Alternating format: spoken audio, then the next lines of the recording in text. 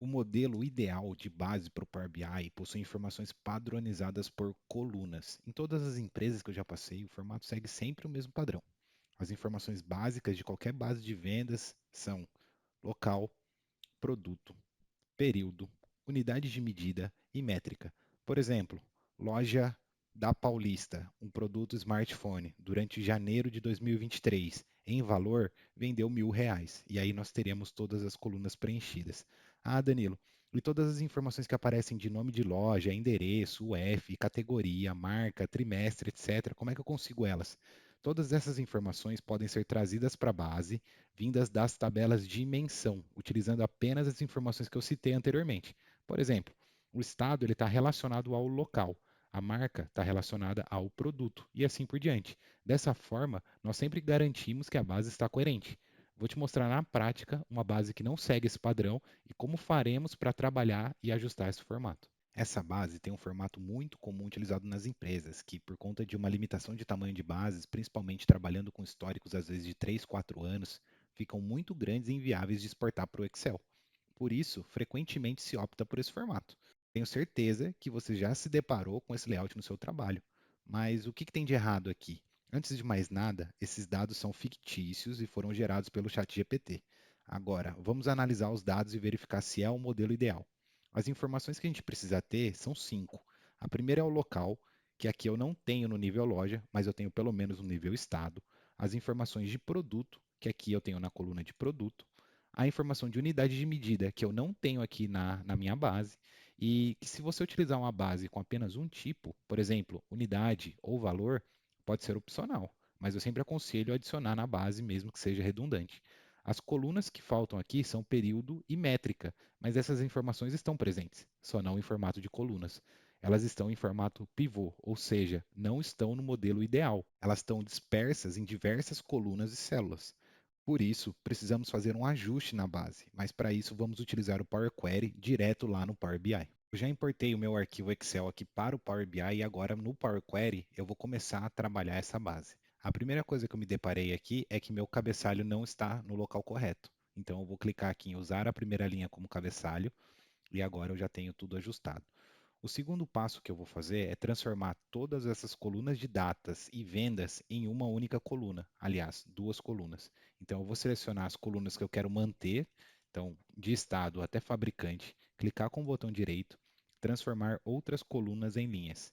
E agora eu tenho todas as informações de data em apenas uma coluna e todas as informações de venda em apenas uma coluna. Já vou aproveitar aqui e substituir o nome do cabeçalho para eu não me perder.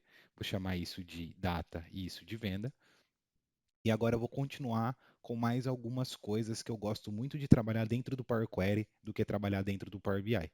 Então, eu vou adicionar minha coluna de métrica, que ela é opcional, mas eu gosto sempre de trabalhar com essa coluna de métrica. Então, vou colocar aqui qual que é a minha unidade de medida, que nesse caso são unidades de venda. E já percebi também que na minha base eu tenho hífens aqui em alguns lugares. Então, o hífen, ele é um zero, uma venda que não aconteceu.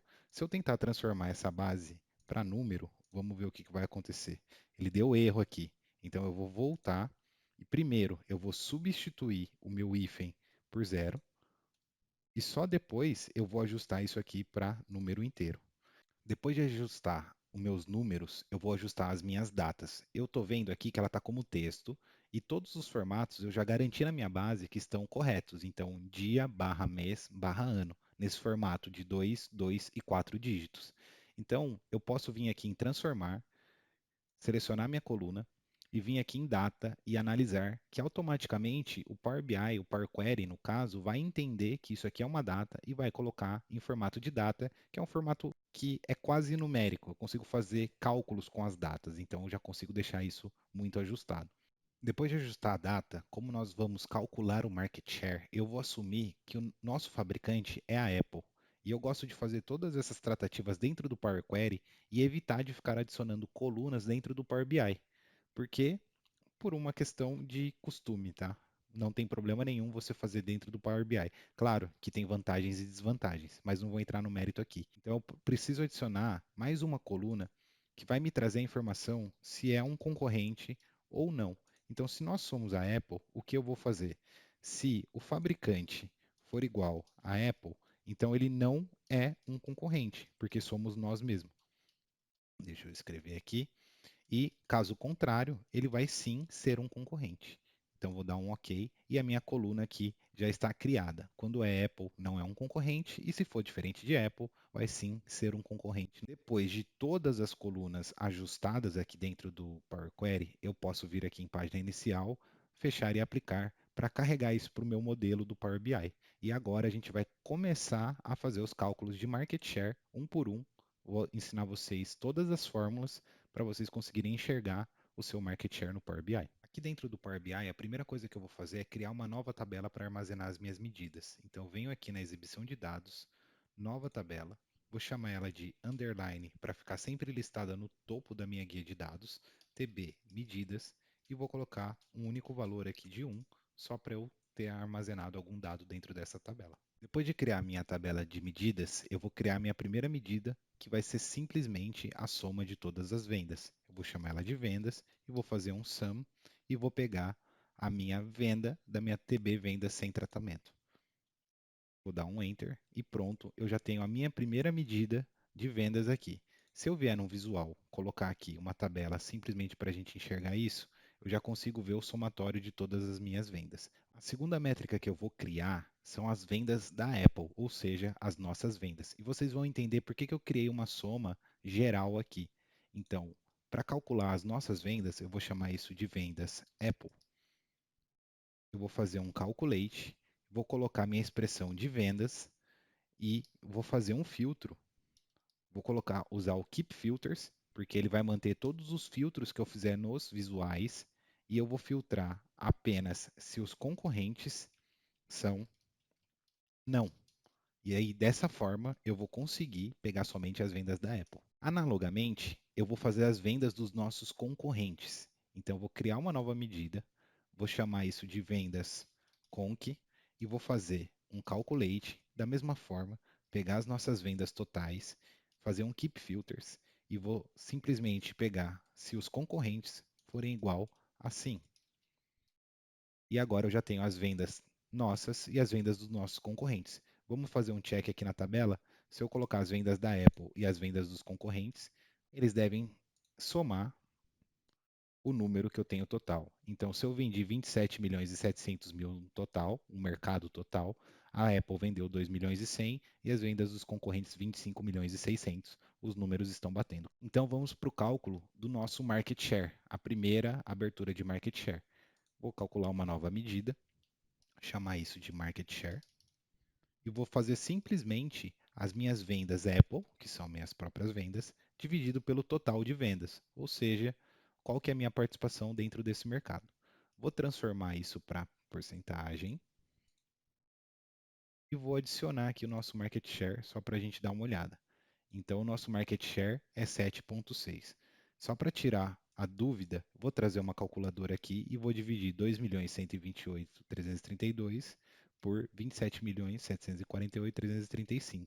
Dá exatamente o 767 aqui. Para exemplificar, eu vou criar um gráfico aqui no meu visual para mostrar que a gente já pode usar essa métrica de market share, essa medida de market share, e eu posso selecionar aqui da minha base de vendas quais são as datas. Então, eu posso colocar aqui as datas, posso trocar isso para hierarquia de datas ou para data pura, que era o jeito que estava na nossa base. E aí eu já tenho o meu acompanhamento de market share ao longo do tempo.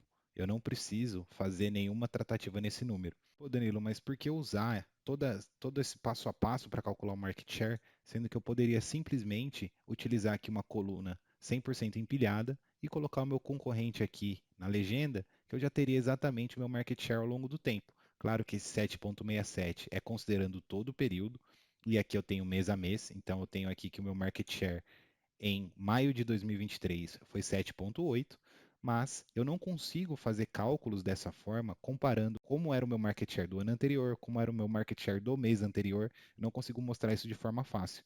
Para mostrar o market share ao longo do tempo, concordo que esse também seria um bom caminho, mas eu não quero trazer as informações dos nossos concorrentes, eu quero trazer somente as nossas informações. Para começar as nossas comparações, a primeira coisa que eu preciso fazer é calcular o nosso último market share e saber como que foi o fechamento do nosso market share.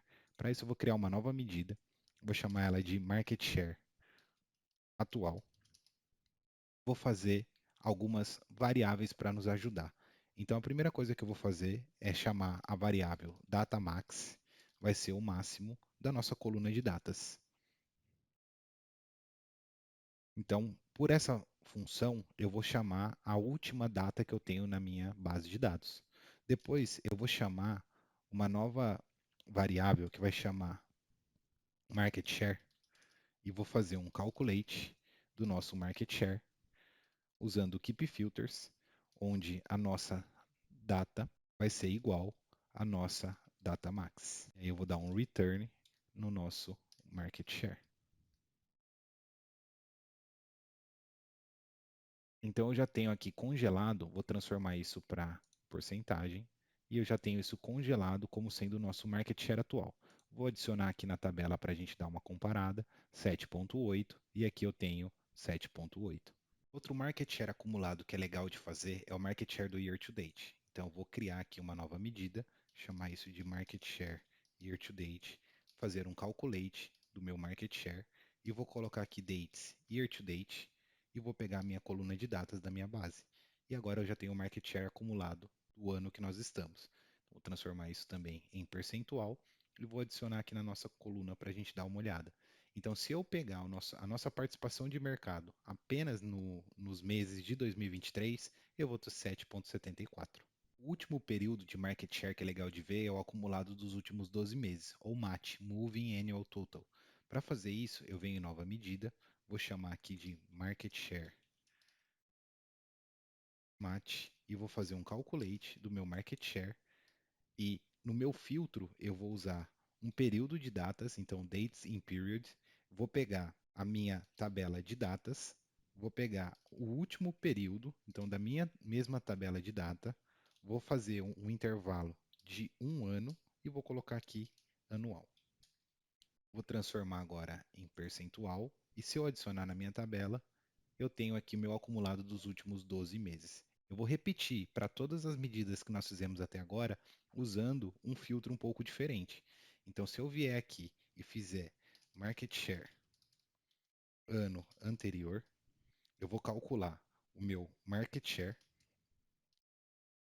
e vou fazer aqui same period last year, ou seja, o mesmo período do ano anterior, e vou selecionar minha coluna de datas e vou fechar aqui os meus parênteses. Então eu já tenho, dependendo da informação que eu colocar na minha tabela, eu já tenho essas comparações. Deixa eu criar uma tabela aqui do lado e vou colocar para vocês uma nova tabela. Vou adicionar as minhas datas, vou deixar ela em formato de data mesmo. Vou colocar o meu market share e o meu market share do ano anterior. Então, como eu não tenho, deixa eu formatar aqui como porcentagem, como eu não tenho informações de 2019, eu não tenho os market shares aqui para complementar essa coluna.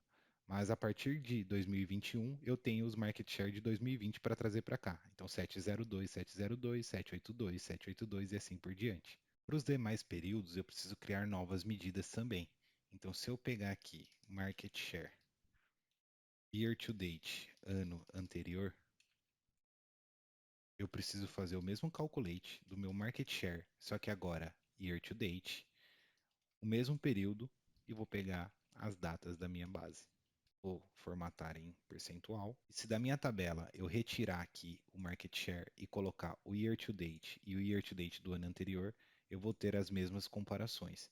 Então, se eu tiver aqui 7,42 em abril ou em fevereiro, eu tenho 7,42 em fevereiro, 7,39, 7,39 e assim por diante, tá? Repetindo o processo para o mate, então eu venho aqui, market share, mate ano anterior, calculate, vou calcular o meu mate, mesmo período do ano anterior, pegar minha coluna de data, formatar como percentual e para exemplificar para vocês, eu vou colocar aqui na tabela tanto o meu mate quanto o mate do ano anterior. Então eu já vou ter aqui as minhas comparações versus o mesmo período do ano anterior. Percebam que aqui em janeiro, em 2019, eu não tinha informações, então ele repete o 702 pelos próximos 12 meses, até eu começar a ter uma variação de market share com 12 meses acumulados. Por último, mas não menos importante, a gente começa a ver as comparações, evoluções ou involuções desse market share. Então, vou criar uma nova medida e vou fazer ela 3 vezes da mesma forma que nós estamos fazendo até agora. Eu vou chamar ela de delta, vou chamar market share e vou pegar aqui e vou fazer simplesmente um market share, que é o nosso market share atual, menos o market share do ano anterior. Vou multiplicar isso por 100 para trazer em pontos percentuais. Eu já vou ter a primeira comparação. Substituindo as informações aqui na minha tabela, se eu colocar o market share do ano anterior e o meu delta de market share, eu já vou ter as evoluções do meu market share. Então, enquanto hoje eu tenho 7,8 de market share e eu tinha 7,83 no mesmo período do ano anterior, a minha variação foi de menos 0,02, que aqui eu tenho a minha primeira diferença. Eu vou repetir o processo, mas para não ficar maçante, é só vocês repetirem com os nomes que vocês utilizaram para as medidas. E aí vocês conseguem construir os visuais. No próximo vídeo, a gente vai ver os visuais e como que a gente consegue tirar insights dessas informações que a gente acabou de criar.